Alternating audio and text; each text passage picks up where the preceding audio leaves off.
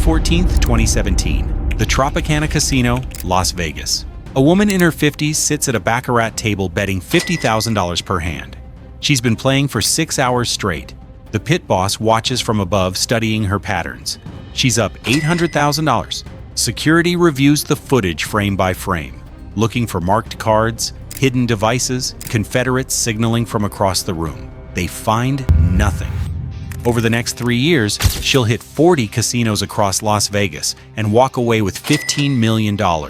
Not through luck, not through cheating, through a flaw in the machines casinos trusted completely. How does one woman dismantle an industry designed to never lose? And what happens when she forces them to admit their billion-dollar technology was broken all along? Her name is Joan Ginther, a pharmaceutical sales rep from New Jersey who visited Vegas a few times a year for work conventions. She'd play baccarat casually, betting small amounts. Nothing about her screamed professional gambler, but in early 2012, during a trip to the Bellagio, she noticed something strange. Certain card sequences seemed to repeat, not identically, but similar patterns would appear multiple times in the same shoe. At first, she thought it was just her imagination. The human brain sees patterns everywhere, even in randomness. Gamblers are famous for it, but the feeling persisted. She started writing down the sequences. Player hand, 6-2. Banker hand, 9-3. Next hand, player, 4-7. Banker, 8-1. She tracked hundreds of hands across multiple trips, and slowly, undeniably, a pattern emerged. The automatic shuffling machines weren't producing truly random sequences. They were creating predictable patterns based on their algorithms. And those algorithms had flaws. Joan spent the next 2 years developing her system in complete secrecy. She discovered that certain shuffling machines, manufactured by a company called Shuffle Master, had consistent flaws in their randomization. The machines would shuffle cards in ways that appeared random, but with careful observation over many hands, patterns became visible. By late 2014, she was ready. She'd tested her system across thousands of hands. She knew which casinos had the vulnerable machines. She knew how to identify patterns quickly. She knew exactly when to strike, and she knew the casinos would never see it coming. Her strategy was brilliant. She'd enter a casino and buy in for $50,000.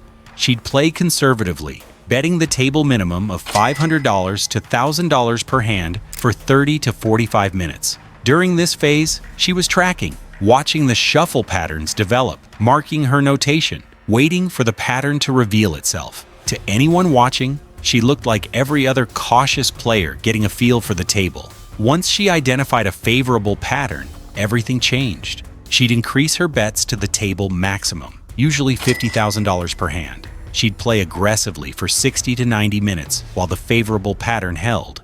During these windows, she wasn't winning every hand. She was winning 55 to 60%, which doesn't sound impressive until you understand the mathematics. At 55 to 60% win rate with $50,000 bets, you're making $500,000 to $1 million per hour. Then, the moment the pattern broke, she'd leave, cash out, disappear. The casinos never saw it coming. Her first major win came in January 2015 at the Bellagio. She walked in with $50,000, played cautiously for 40 minutes, then went on a tear, winning 14 out of 22 hands at $50,000 each. She left with $680,000. The casino assumed she got lucky. High rollers have hot streaks. They paid her out and welcomed her back. Big mistake.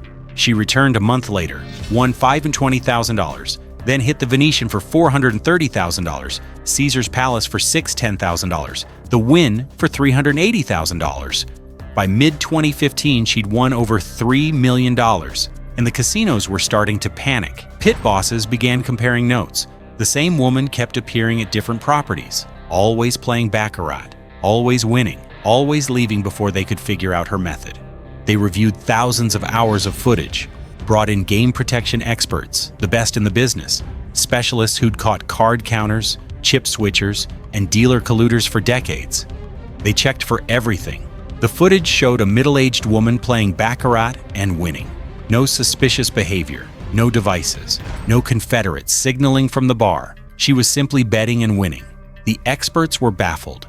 Baccarat can't be beaten systematically. It's mathematically impossible. There's no skill component. Yet she was consistently winning huge amounts across multiple casinos. The only explanation was luck. But her luck had been running for months across thousands of hands. Statistically impossible. So they tried to stop her. They started switching dealers mid-shoe when she played, calling for new shuffles at random intervals, changing the shuffling machines between her sessions. Joan adapted to everything. When they switched dealers, she'd wait out the interruption and continue tracking. The pattern existed in the shuffle, not the dealer. When they called for reshuffles, she'd simply reset her tracking and start over. When they changed machines, she'd test the new one for 30 minutes to see if it had the same vulnerability. Most did, because most casinos used the same shuffle master machines with the same flawed algorithm. She was playing a different game than they realized, and she was winning. Between 2015 and 2017, Joan's wins escalated dramatically. She refined her technique, got faster at identifying patterns, more aggressive with her betting during favorable windows. The Bellagio, $1.2 million total. The Venetian, $900,000. Caesar's Palace, $1.4 million. The Wynn, $800,000. She spread her action across 40 different casinos, never staying at one property long enough to get banned. She'd win big, disappear for weeks, then surface somewhere else. Her total winnings approached $15 million. The casino industry was hemorrhaging money to one woman, and they couldn't prove she was cheating, because she wasn't. She was playing completely by the rules. Never touched the cards, never touched the machines, never communicated with dealers or other players. She just watched, took notes, and bet. But here's where it gets interesting. Even after casinos figured out she was exploiting shuffle patterns, they couldn't stop her. Why? Because banning her would require admitting the shuffling machines were flawed, and that admission would trigger catastrophic legal exposure. Think about it. If the machines were flawed, how many other players had been affected? How many player losses should be refunded? The machines had been in use for over a decade across hundreds of casinos, millions of hands dealt, billions of dollars wagered. The lawsuits would be endless. The industry's credibility would collapse. So casinos tried subtle countermeasures instead. But Joan was always one step ahead. By late 2017, casino executives were holding emergency meetings. They couldn't ban her without admitting why. They couldn't prove she was cheating. But she was clearly winning through some systematic advantage. The Nevada Gaming Commission quietly got involved.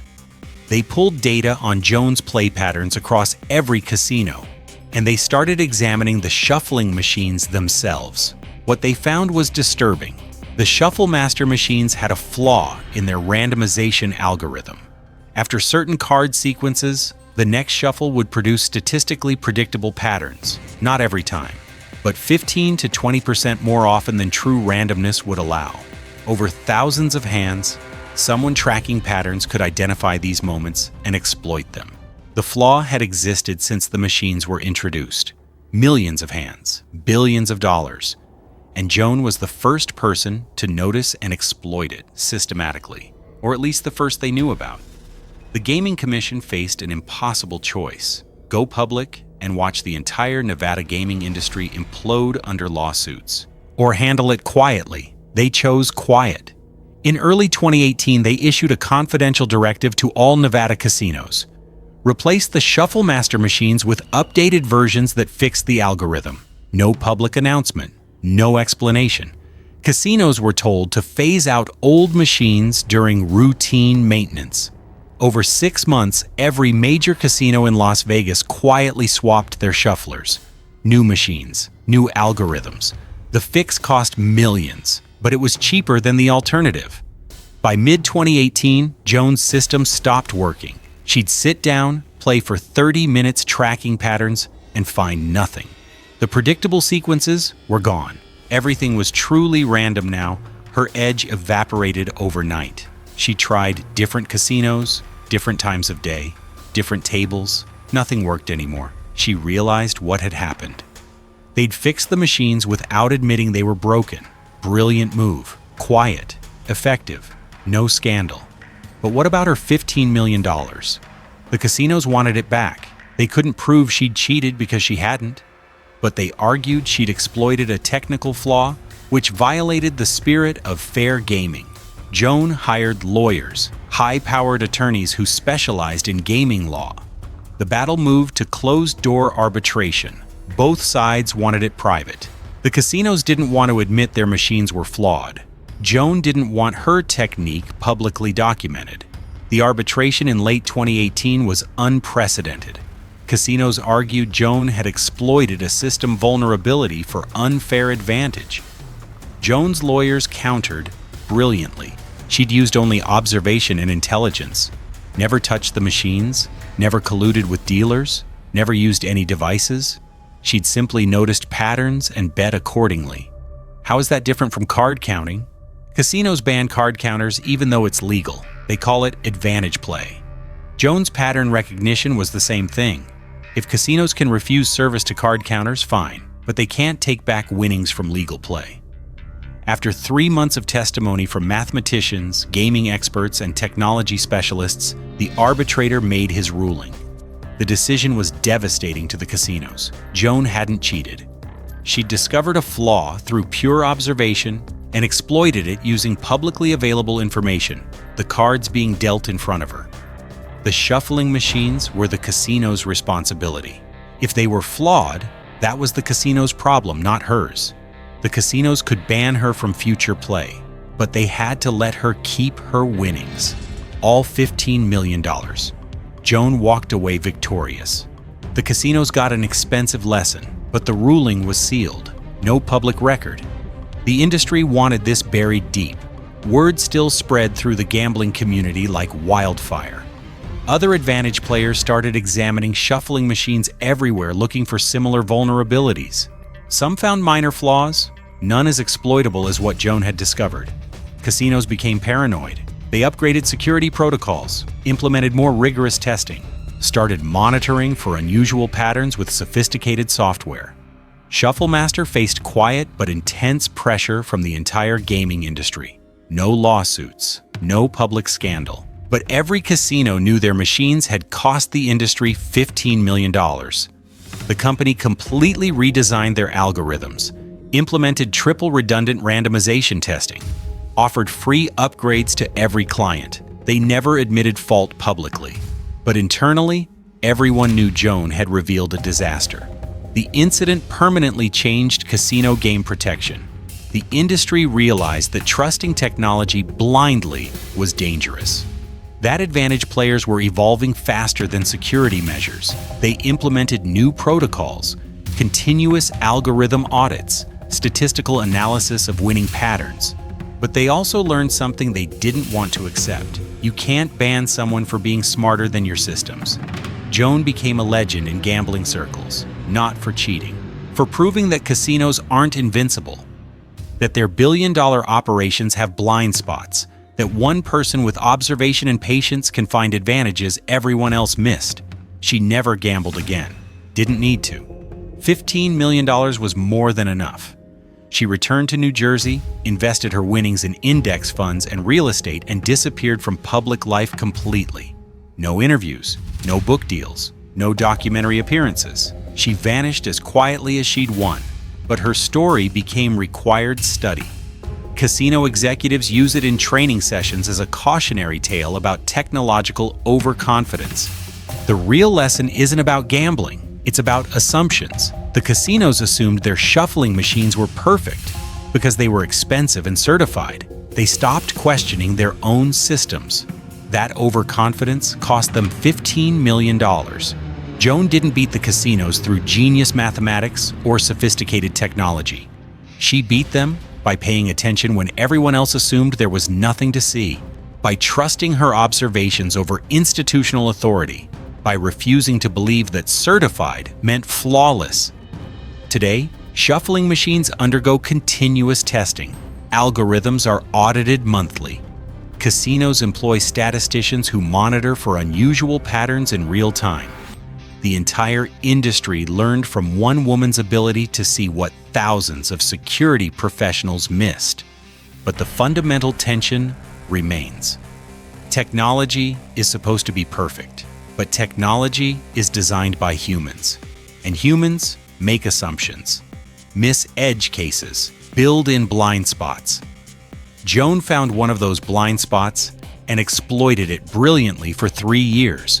She proved that in the battle between human observation and automated systems, the human can still win, not through cheating, through understanding the system better than the people who built it. She walked into the most surveilled, security-obsessed industry in the world and beat them using nothing but her eyes and her brain. No hidden cameras, no marked cards, just pattern recognition and patience. And when they finally figured out how she did it, all they could do was fix their machines and let her keep the money because she'd played by their rules. She just played better than they ever thought possible. Rules only protect you if your systems work as designed. If there's a flaw, someone will find it. And if they're smart enough and patient enough, they'll exploit it before you realize it exists. Joan was that person. The casinos learned the expensive way, $15 million expensive. And somewhere in New Jersey, a former pharmaceutical sales rep lives quietly, knowing she beat the unbeatable. Not once, not twice, but for 3 years straight across 40 different casinos, until they changed the rules because they couldn't stop her any other way.